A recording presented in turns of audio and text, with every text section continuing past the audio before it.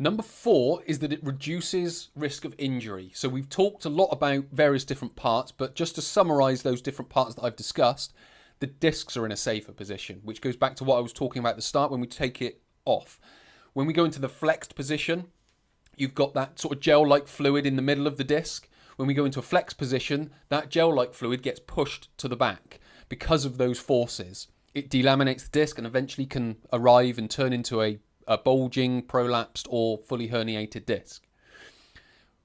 When we go into the neutral position, as I mentioned, those forces are more evenly distributed on the front, on the back, on the left, on the right, and diagonally 360 degrees.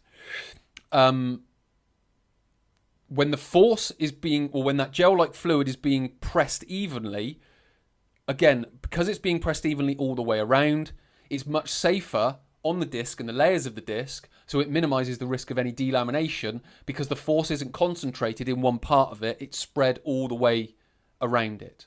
Number 2 is that the ligaments are, let's just say that they're optimally taut. So when we go into a flex position, the ligament on the front of the spine, it becomes slack, and the ligament on the back of the spine becomes stretched. When we go into an extension, the ligament on the front of the spine becomes taut or stretched. The ligament on the back of the spine becomes slack.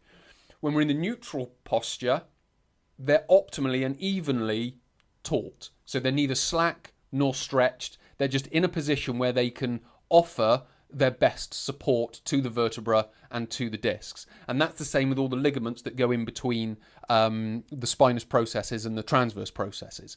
So we want to be able to optimize those forces and the tautness, if you will, that's going through the ligaments that then sort of builds out. So you've got the vertebra in the optimal position, you've got the ligaments in the optimal position, you've got the discs in the optimal position, you've then got the muscles that activate around that to hold that position.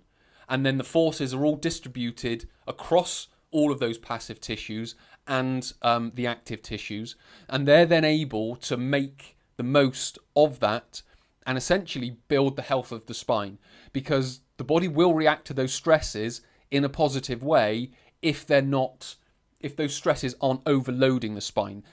If you overload the spine and continually overload the spine, it won't recover. Just like a muscle, you've got to stress a muscle to be able to build it. But if you overstress it, the muscle will fail, and fail in the form of a rupture, a pulled muscle, whatever it may be.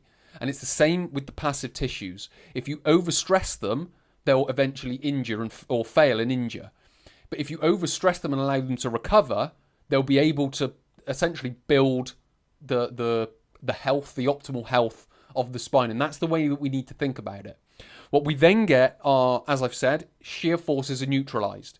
So the anterior shear and the posterior shear, they're neutralised. Again, those stresses, if used correctly, will build the spine rather than break it down. But that means not only putting it in the right place, it's giving it the right dosage as well. Because again, you can put it in the right place, you can put it in the neutral, but if you just keep loading and loading and loading and loading and loading and loading, eventually there's going to be some degree of failure there. So, and that's something, again, that we have to watch. So we have to be mindful of all these things that we're doing to the spine, and the posture is one of them, which is the quality of movement, and then the dosage of that, which is the quantity of movement that we give it. That's going to help build us that healthy spine. But with regards to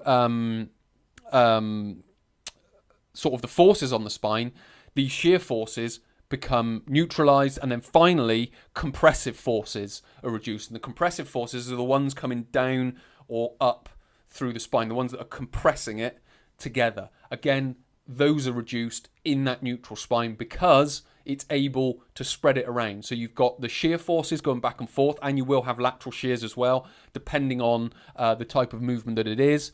And you've got the compressive forces going up and down through the spine as well. So again, all of those are sort of optimized and neutralized to be able to reduce any risk of injury, and then along with recovery will help keep your spine in its healthiest state.